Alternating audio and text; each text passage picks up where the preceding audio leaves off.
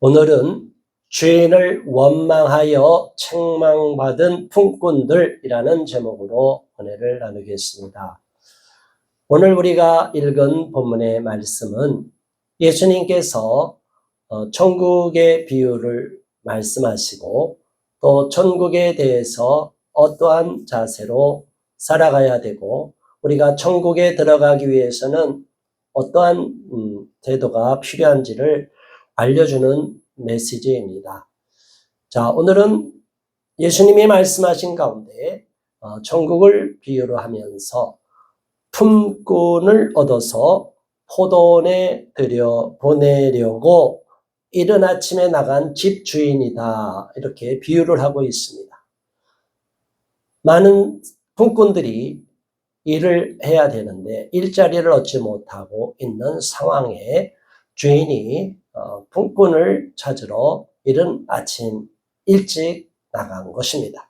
오늘날로 보면 용역시장에 일꾼, 일당을 하는 분들을 찾기 위하여 주인이 일꾼을 얻기 위해서 나가는 상황이랑 비슷한 것이죠. 자, 여기에서 주인은 약속을 합니다. 한 사람마다 한 데나리온의 하루 일당을 약속을 합니다. 노동자의 하루 품삯 1데나리온을 약속을 했고 모든 사람들이 거기에 대해서 불만 없이 동의를 하게 되는 것을 봅니다. 그런데 일당을 약속했지만 그 일당을 받는 가운데 사람들마다 일찍 부름을 받은 사람이고 중간에 부름을 받은 사람이고 또 늦게 부름을 받은 사람이 있습니다. 오늘도 일찍 부름을 받은 사람에게 주인이 한 데나리온의 품꾼을 주겠다 해서 포도원에 들여보내는 것이 나옵니다. 자, 그리고 또 이어서 3절에 보면 제3시에 나가서 보니까 아직도 장터에 놀고 있는 사람들이 있다고 합니다. 제3시는 아침 새벽 6시부터 9시 시작하는데 1시는 이제 아침 7시 정도 되고 3시니까 9시경이죠.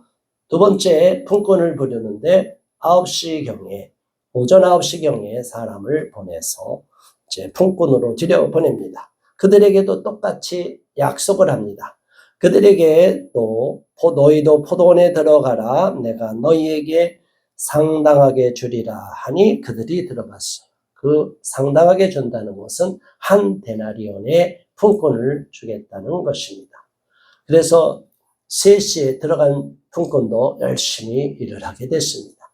그로부터 또 시간이 더 지나서 6시, 지금 시간으로는 정오 12시가 되었고 또 7시, 제 9시, 그러면 오후 3시에도 이런 똑같이 나가서 사람을 부르고 또 그들에게 계속 일터로 들어가서 포도원에서 일을 하라고 약속을 하고 임무를 부여했습니다.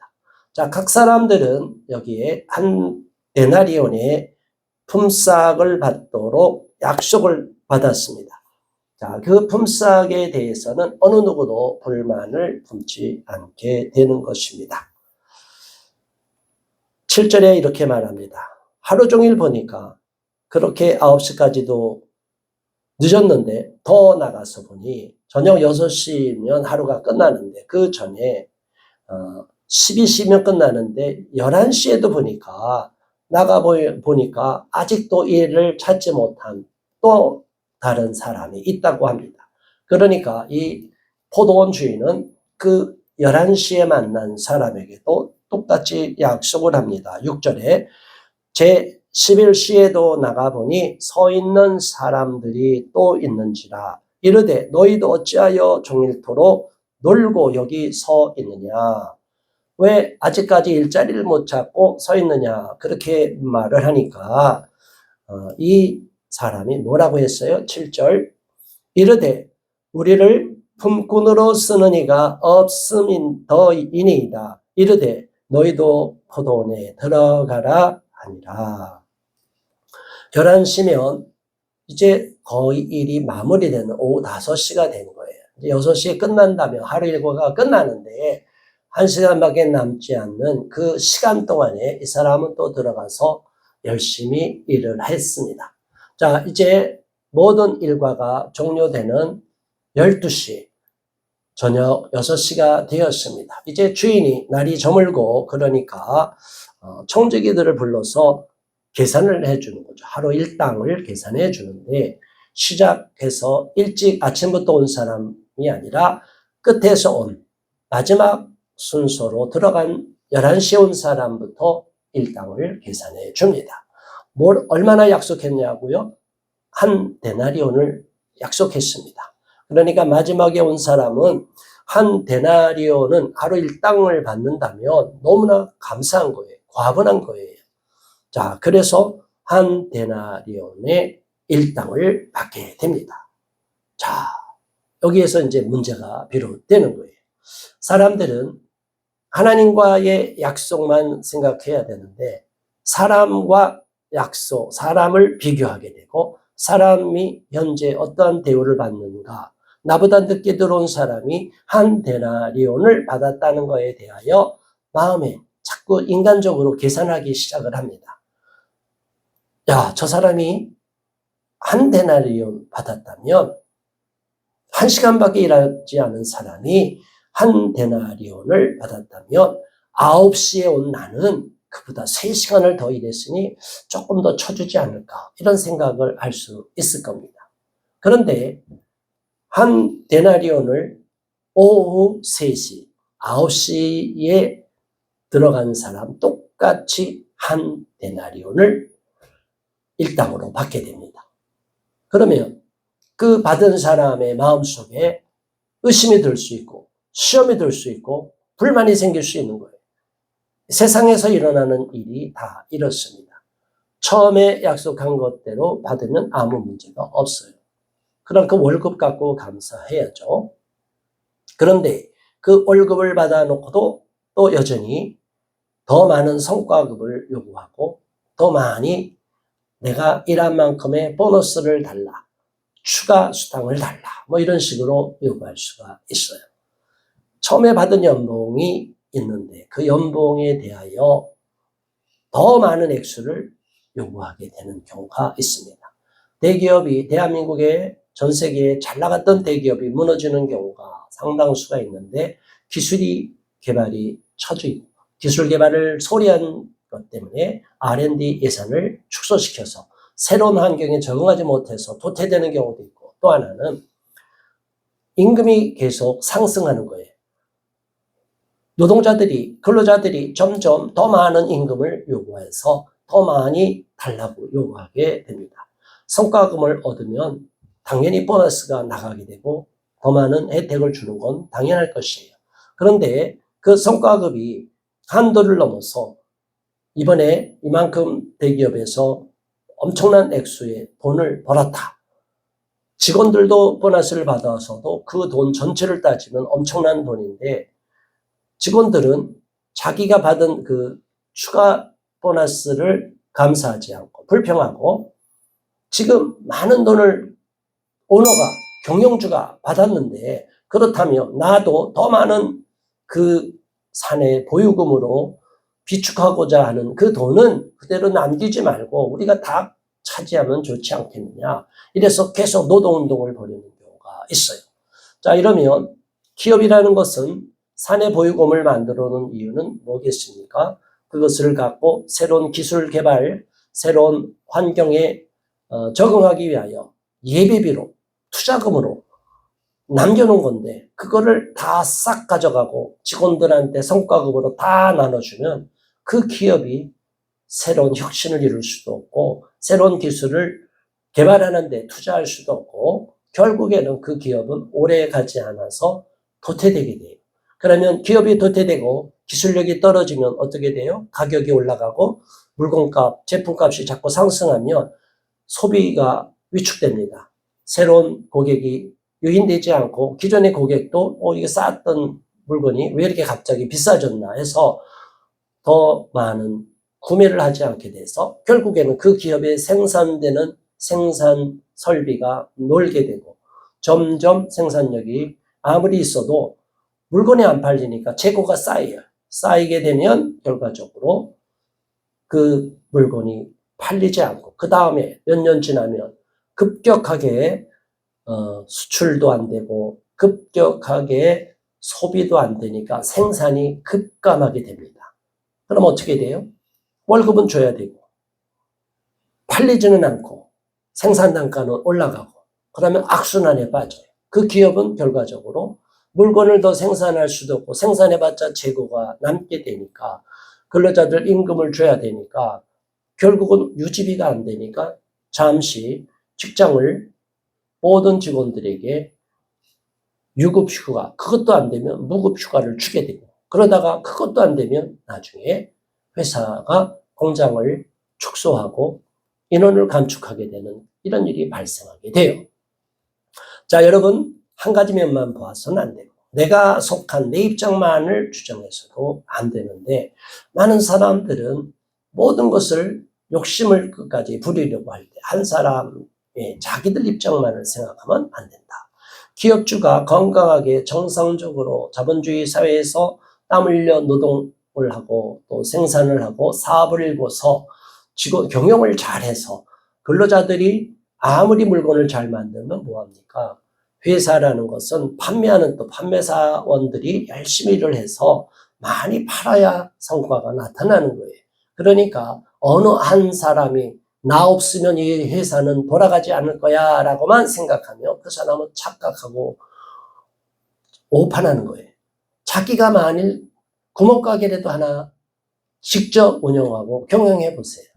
얼마나 많은 그러한 에너지가 들어가고 알아야 될 게 있고 써야 될 신경이 써야 될 게 너무나 많고 너무나 많은 일을 일일이 해야 돼요.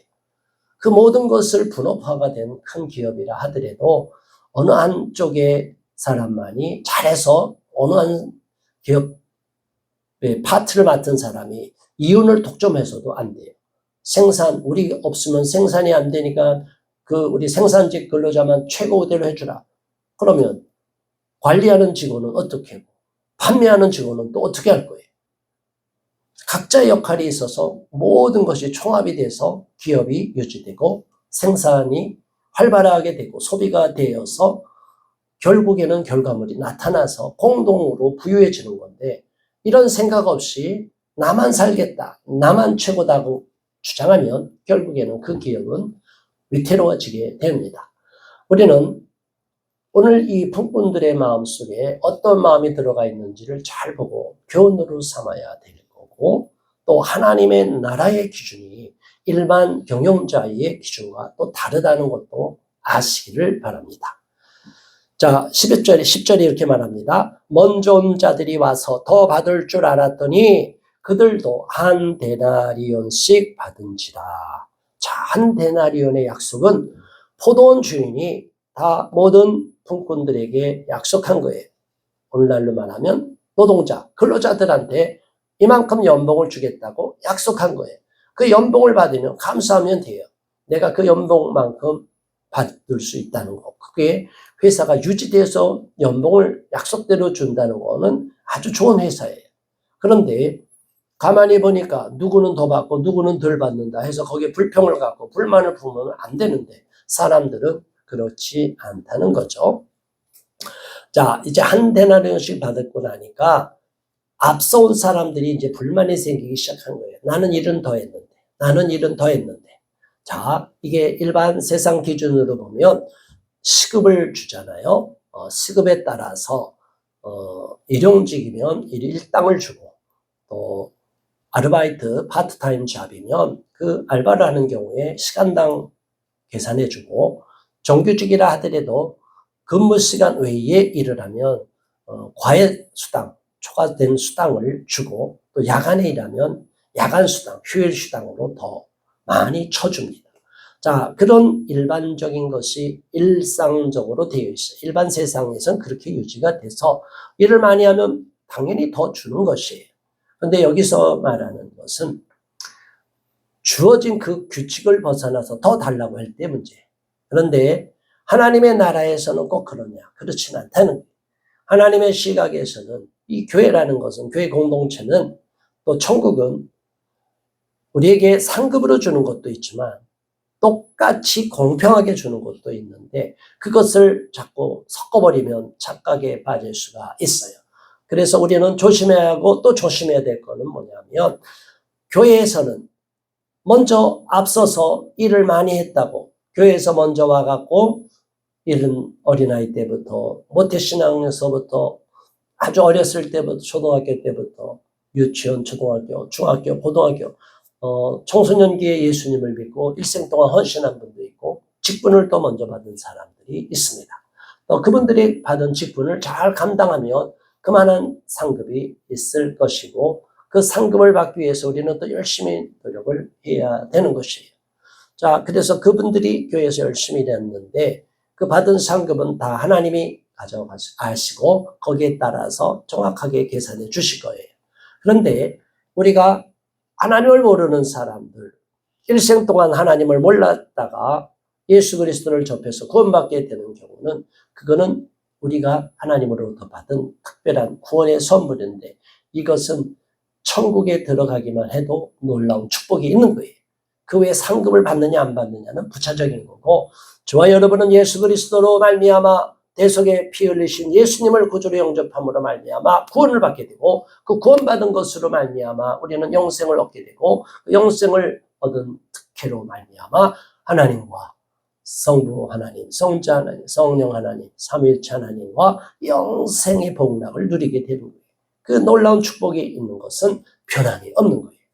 자, 그런데 그러한 놀라운 은혜의 복, 영생의 복, 축복의 복을 받은 구원의 복, 이것은 변함이 없이 일찍 신앙생활을 했고 일찍 직분을 받고 일찍 하나님 앞에 어렸을 때부터 헌신하고 일생을 헌신하고 수고했던 분이나 뒤늦게 예수님을 구주로 영접해서 구원받은 사람이나 구원의 가치는 동일하고 구원의 은혜는 동일합니다.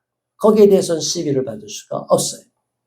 만약 그것을 우리가 이상하게 여긴다면 처음부터 예수님 잘 믿는 사람은 뒤늦게 예수님 믿는 사람 필요 없어. 저 사람 내가 먼저 예수님 믿어서 고생 많이 했는데 뒤늦게 그냥 믿고 천국 가면 저거 불공평해. 만약 우리가 이렇게 생각하면 전도할 수 있겠어요? 영혼을 긍휼히 여기는 마음 없이, 하나님의 마음 없이 자기 마음대로 일방적으로 착각에 빠져서 생각하면 안 된다는 거죠. 그렇게 구원에 이르는 복음의 놀라운 은혜는 동일하게 언제 예수님을 믿었든지 동일합니다. 그런데 교회 안에서는 이상한 풍조가 있죠. 교회 안에 들어와서 점점 자기는 오랫동안 이곳에 와서 헌신했기 때문에 이 교회는 나 아니면 안 돼. 내가 그동안 건축할 때부터 초창기부터 여기 와서 이렇게 열심히 일했으니 내가 최고로 대우를 받아야 돼. 이렇게 만약 기득권만을 유지하는 사람이 있다면 그것은 하나님의 뜻에 부합하지 않다고 보는 것이에요. 자, 주인을 원망한다는 것은 처음 하나님과 우리와 맺은 약속을 잊어버리기 때문이에요. 많은 사람들이 예수님을 믿고 따르고 신앙생활 하다가 실수하고 실패하는 원인이 뭐냐? 첫 번째는 자기가 하나님으로부터 받은 은혜를 까먹어버리는 거예요. 하나님이 나에게 지금까지 어려운 순간 고비고비마다 보살펴주고 보호해주고 또 어려운 순간에 일으켜주시고 온갖 원수마귀의 공격, 외부의 공격으로부터 막아주셔서 어떤 사람은 계속 병을 달고 사는데 어떤 사람은 건강하게 주었다는 거예요. 또 병이 걸려도 금방 낫게 해주셨다는 거예요. 이게 다 하나님이 주시는 복이에요. 은혜예요. 그런데 이 은혜를 잊어버리고 그냥 자꾸 인간적으로 계산하는 사람이 있어요. 내가 더 많이 은혜의 복을 누리고 더 많은 혜택을 누려야 된다. 직분을 먼저 받았으니 내가 먼저 이 교회에서는 더 영향력을 발휘해야 된다. 자, 여러분, 직분이라는 것은 하나님께 주님의 몸된 교회에서 봉사하라고 섬기라고 직분을 주는 거예요. 그런데 직분이 우리의 상급을 보장하는 것도 아니고 직분을 받은 것이 하나님께 더 크게 대우받는 조건이 될 수는 없습니다. 오히려 하나님 앞에 헌신과 충성을 다하지 못하고 준비가 안 됐는데 주변의 아내나 가족이 또 헌금을 또 많이 했다고 해서 그 이유 하나만으로 마음이 변화되지 않고 세속적인 것이 여전히 남아있고 세상에 죄 가운데 걸쳐있는 사람이 하나님 앞에 충성하지 못했는데 집사가 되고 서리 집사, 안수 집사가 되고 장로가 되고 권사가 되고 그렇게 돼서 교회에서 인정을 받는 높은 지위에 된다는 거 그게 중요한 게 아니에요. 목회자도 마찬가지죠. 하나님께 은혜를 받고 부목사 훈련받다가 담임 목사가 되고 또 담임 목사가 되어서 작은 교회 때는 별로 대우도 못 받다가 이제 교회가 점점 성장하면 담임 목사에게 굉장히 많은 혜택이 돌아갑니다. 자, 그런데 담임 목사가 또 그걸 감사하면 상관이 없는데 그걸 당연히 여기고 내가 이만큼 했으니 내가 교회를 이룬 거야. 그래서 당연히 돌아오는 혜택을 많이 받고 세상에서 성도들이 비교될 만큼 어느 대기업 회장에 못지않게끔 그런 특혜를 교회에서 준다면 그것도 문제가 되는 거예요. 또 요즘은 이상한 풍조가 들어와서 교회 안에서 부목사들이 부교육자들이 제대로 대우 못 받는 경우가 있어요. 그러니까 우리도 대형 교회의 부교육자만 해당이 되는 거죠. 작은 교회는 뭐 해당도 되지 않겠지만 우리들은 너무나 담임 목사님에 비해서 열악한 환경에 놓여 있고 대우를 못 받고 있어요. 자, 부교육자가 일을 하는 거, 큰 교회 부교육자 저도 해봤지만 쉽지 않아요. 담임 목사, 큰 교회 담임 목사보다 훨씬 더 힘들고 어렵습니다. 왜냐하면 새벽부터 나가서 교구 관리하고 어떤 걸 하고 나중에 집에 돌아오면 자정이 돼서 돌아갈 수도 있고 아니면 교회에서 철야를 할 수도 있어요. 이만큼 거의 교회에 매여 있다시피 열심히 하는 경우가 있어요. 교회마다 특성이 있고 요즘은 그렇지도 않을 수 있겠지만 제가 사역할 때만 하더라도 부교육자가 엄청 많이 힘들고 고생을 합니다. 자, 그렇다고 해서 대우가 적고 사례금이 적다고 해서 자, 이거 안 되겠다. 우리도 노동조합을 만들어서 우리도 더 많은 임금을 달라고 외쳐야겠다. 이렇게 말하면 하나님의 뜻을 잘못 해석하는 거예요. 일반 노동자와 근로자와 하나님께 부름받은 사명자로서 주의 종들의 훈련을 받고 하나님께 부름을 받은 목회자는 그 기준으로 가면 안 되는데 어리석게도 상당수의 잘못된 생각을 가진 사람들이 있어요. 그 안에 뭐가 들어왔냐?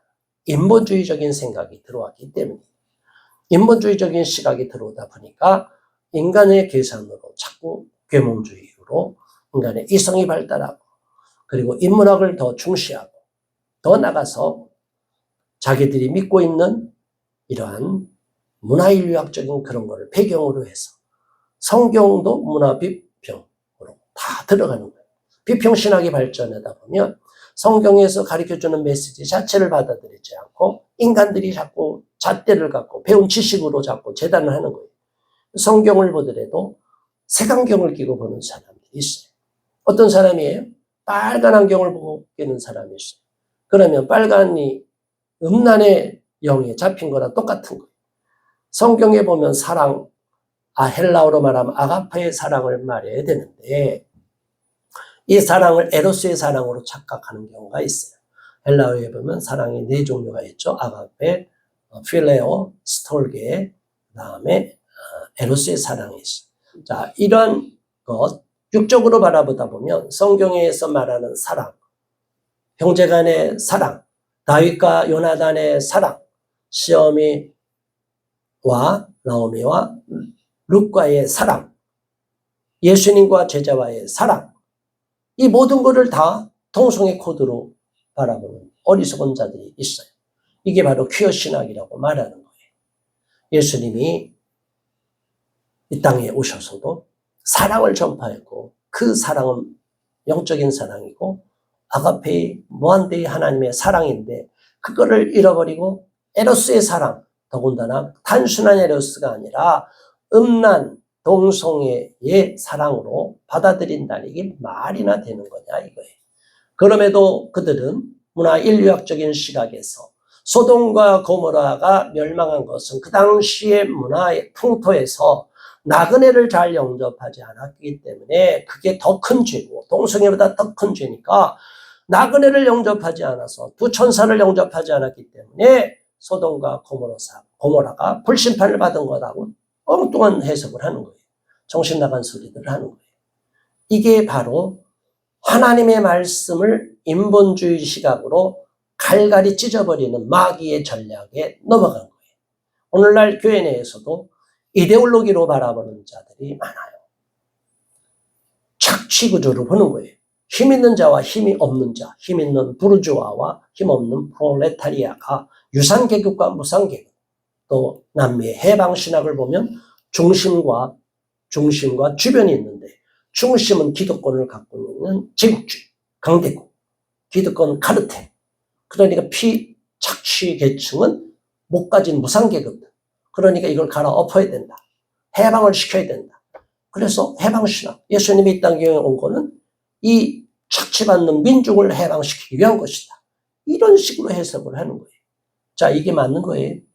예수님이 해방을 시키러만 왔고 이 땅에 나라를 세우러 왔으니까 성경에 어디 그런 말이 있어요?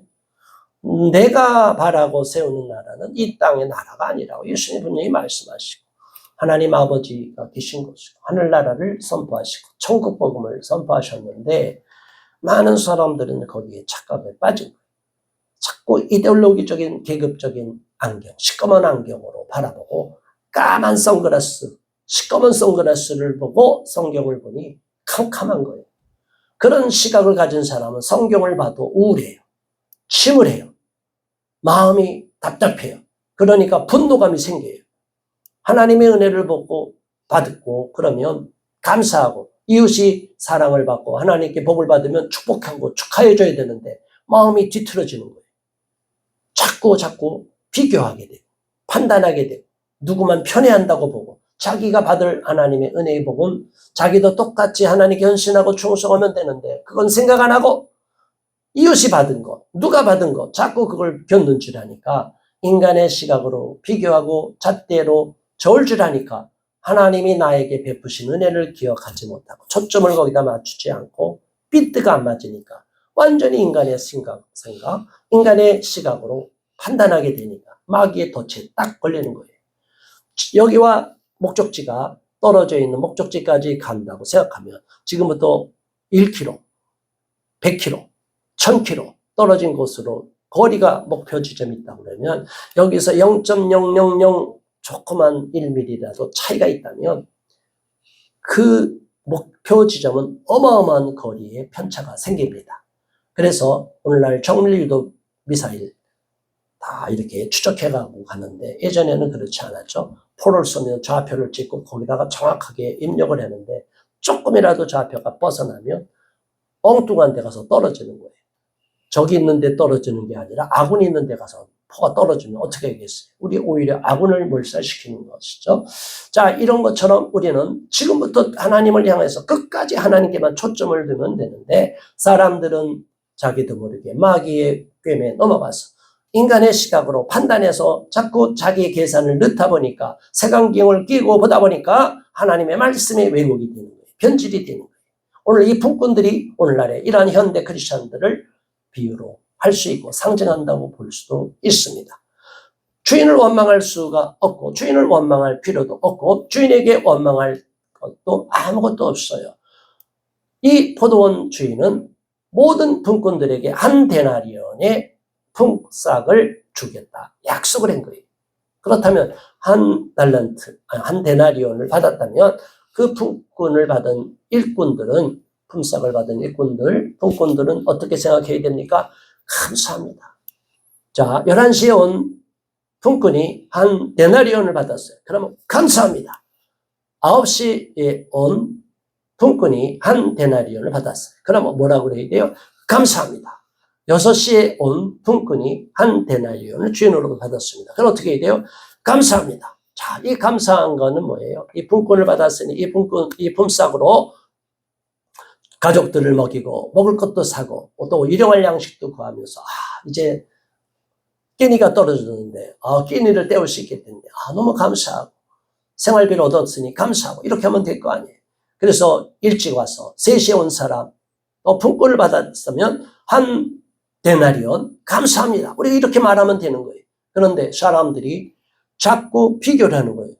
내가 먼저 일어왔고, 내가 먼저 일을 많이 했고, 내가 먼저 헌신했는데 왜 나한테 한 데나리온밖에 주지 않습니까? 이렇게 말한다면 주인을 원망할 수밖에 없게 되는 거예요. 이런 원망하는 것을 하나님이 기뻐하지 않는다는 걸 말하고 있습니다.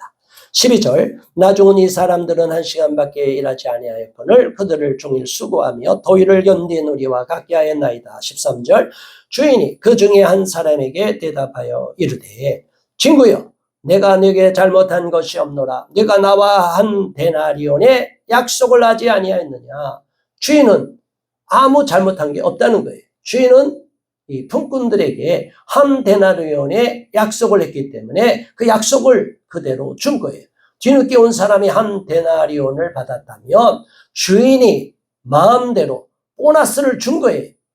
그 사람은 주인의 마음에 그래도 열심히 포도원을 일구느라고 애썼으니 내가 그 사람 한 데나리온 준 거다. 앞서 온 사람도 또 약속을 한 데나리온 했기 때문에 그대로 준 거다. 주인은 아무 잘못이 없어요. 그대로 한 거예요. 약속을 지킨 거예요. 그런데 사람들은 그 약속을 위배하지 않은 주인에 대하여 분노하고 불평하고 원망을 갖게 해요.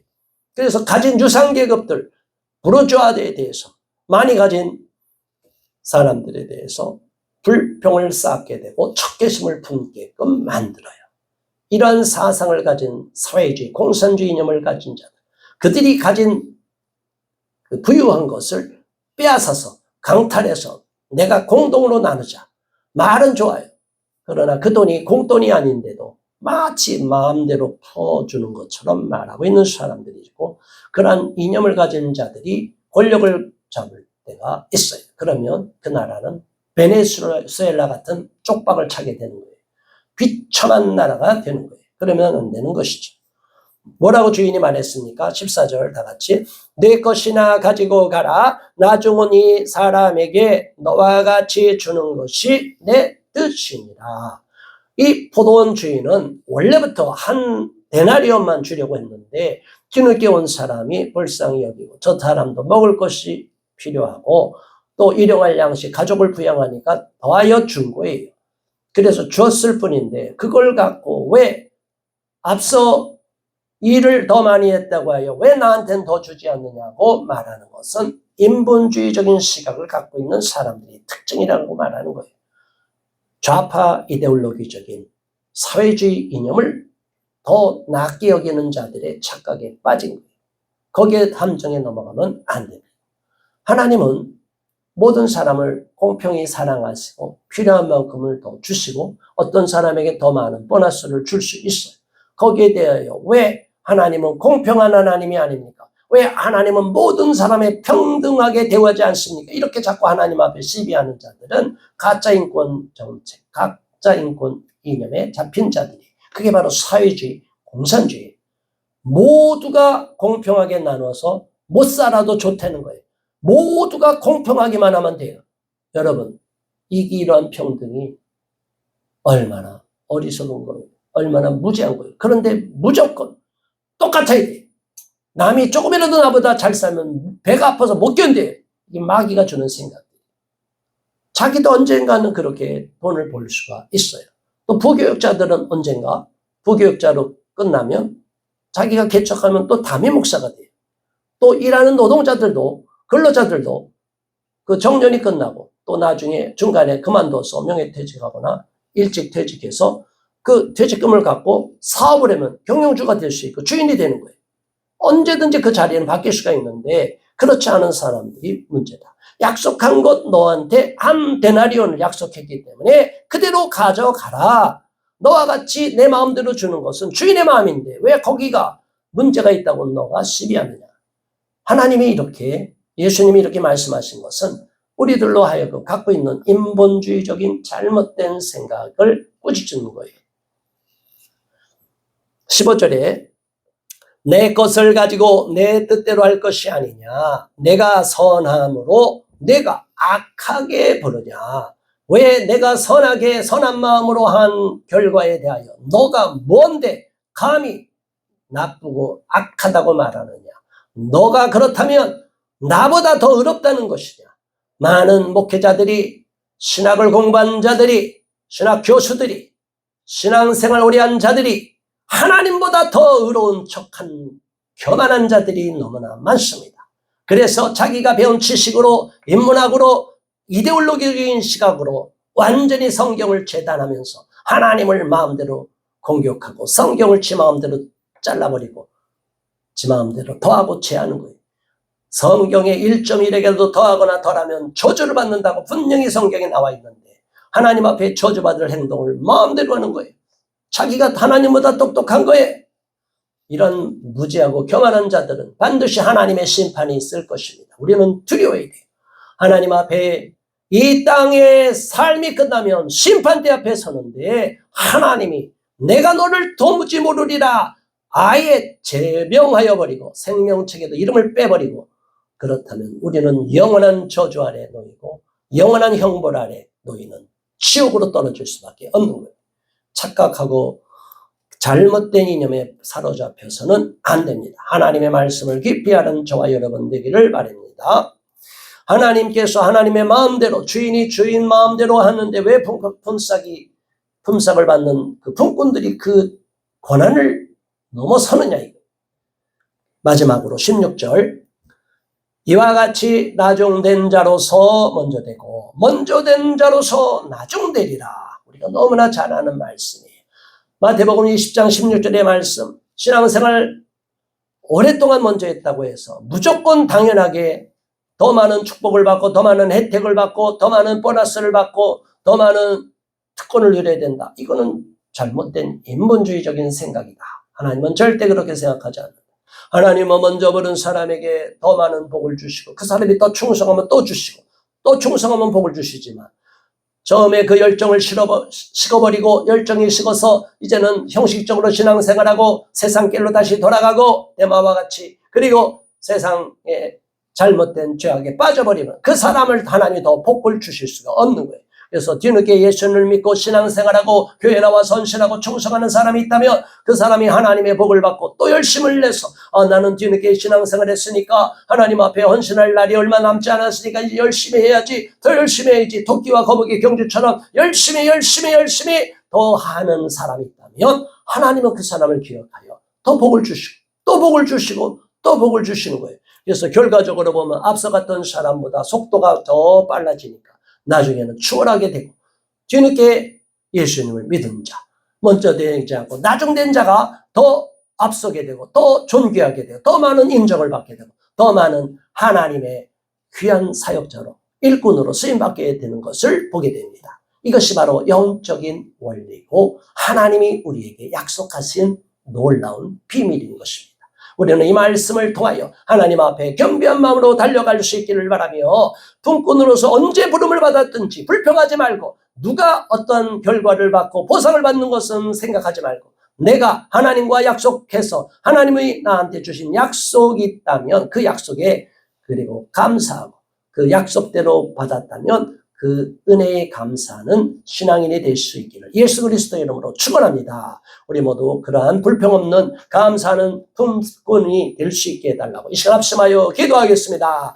주여 할렐루야. 하나님 아버지 고맙습니다. 감사합니다. 은혜를 부어주시고 역사하여 주시고 응답하여 주심을 감사합니다. 하나님 아버지 오늘 예수님께서 비유로 말씀하신 포도원 주인과 품꾼들의 비유를 통하여 우리가 다시 한번 하나님 앞에 더 가까이 나가며 더욱더 충성된 자의 모습으로 설 수 있게 해주심을 감사합니다. 하나님이여 이제는 내가 갖고 있던 잘못된 생각, 신앙의 생각, 잘못된 이데올로기적인 것, 인본주의적인 시각 다 내려놓고 하나님 앞에 헌신하며 충성하며 더 가까이 달려나갈 수 있도록 도와주시옵시고 주님으로부터 잘했다, 착하고 충성된 종아라고 칭찬받는 주님의 귀한 일꾼 되게 하여 주시옵소서.